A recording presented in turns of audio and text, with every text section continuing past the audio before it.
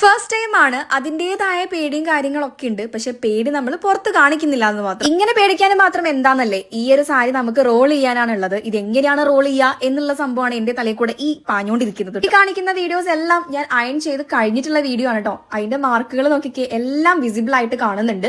പക്ഷേ കുറച്ച് ഫോൾഡി മാർക്സ് എല്ലാം നമുക്കൊന്ന് എന്താ പറയുക, ഒന്ന് മയപ്പെടുത്തി എടുക്കാൻ വേണ്ടി നമുക്ക് കഴിഞ്ഞിട്ടുണ്ട്, ഒന്ന് സോഫ്റ്റൻ ആക്കാൻ വേണ്ടി കഴിഞ്ഞിട്ടുണ്ട്. പക്കാ ആയിട്ട് അതിന്റെ ഫോൾഡി മാർക്സ് ഒന്നും പോയി എന്ന് ഞാൻ പറയുന്നില്ല. ഈ കാണുന്ന ലൈൻസ് ഒക്കെ പൊങ്ങി നിൽക്കുന്ന ലൈൻസ് അല്ല, അതിൽ പതിഞ്ഞിട്ടുള്ള ലൈൻസ് ആണ് കേട്ടോ.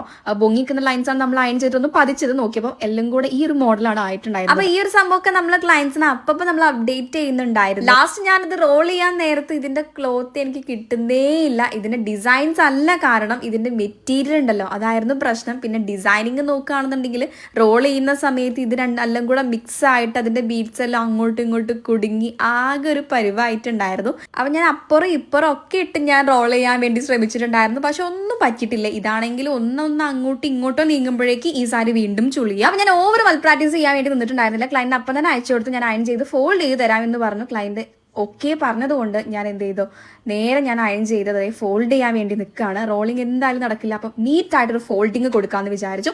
അപ്പോൾ ഞാൻ നീറ്റായിട്ട് ഫോൾഡ് ചെയ്തതാണ് നിങ്ങൾ ഈ കണ്ടുകൊണ്ടിരിക്കുന്നത്. ഏതെങ്കിലും സാരി ഡ്രേപ്പേഴ്സിന് ഇത്തരം സാരീസ് കിട്ടുന്നുണ്ടെങ്കിൽ ഇത് എന്തായാലും ശ്രദ്ധിക്കാൻ മറക്കണ്ട. ഈ type service sari rolling service വേണ്ട ഒരു കോൺടാക്ട് ചെയ്യാൻ മറക്കണ്ട.